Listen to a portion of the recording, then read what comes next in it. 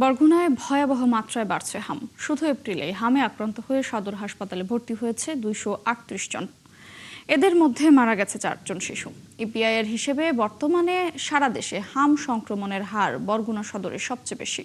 সাগর আকুনের পাঠানো তথ্য, ছবিতে প্রতিবেদন।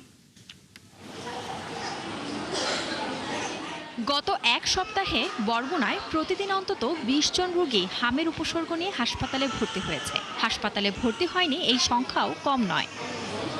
হামে এখন পর্যন্ত 4 শিশু মারা গেছে। তাদের প্রত্যেকের বয়স 1 বছরের নিচে। আক্রান্ত শিশুর স্বজনরা জানান, লক্ষণ দেখা দেওয়ার সঙ্গে সঙ্গে শিশুদের হাসপাতালে ভর্তি করা হয়েছে। আমার বাচ্চার 3-4 দিন আগ থেকে একটু হালকা জ্বর ছিল, তারপরে দেখি যে চোখ লাল হয়ে গেছে, চোখ থেকে পানি পড়ে। নাক মুখের ভিতরে ওর লাল লাল গোটা গোটা এইগুলো কিছু দেখা যাইতেছে, আর জ্বর আছে। ডেঙ্গুর পর আবারও সংক্রামক রোগের আতঙ্ক ছড়িয়েছে গোটা জেলায়।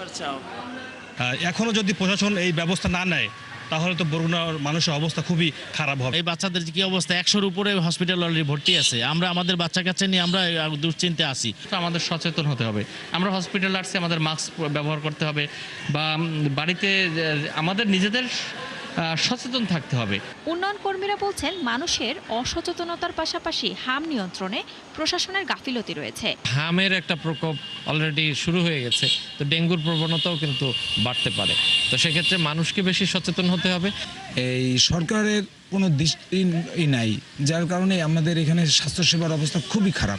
যদিও সিভিল সার্জন বলছেন, আক্রান্তদের চিকিৎসা সেবা নিশ্চিত করার পাশাপাশি সংক্রামিত এলাকায় ফেস্টুন ও লিফলেট বিলি করে সচেতনতা সৃষ্টি করা হচ্ছে। প্রত্যেকটা ক্লাসে আমরা কিন্তু তাদেরকে এই ডেঙ্গু এবং হাম এবং শনিবারের পরিষ্কার পরিচ্ছন্নতা কার্যক্রম সম্বন্ধে তাদেরকে আমরা ওয়াকিবহাল করেছি।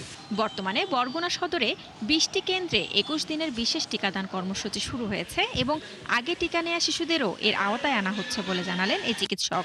আরো একটা বিষয় হচ্ছে আমাদের হার্ড ইমিউনিটি কেমন আছে এখন কমিউনিটিতে। এটা আসলে একটা গবেষণার বিষয়, এখানে গবেষণা করতে হবে এই বিষয়গুলো নিয়ে। সিভিল সার্জন অফিসের তথ্য মতে শুধু এপ্রিলেই বরগুনায় হামে আক্রান্ত রোগী শনাক্ত হয়েছে 270 জন। শান্তা ইসলাম, 71।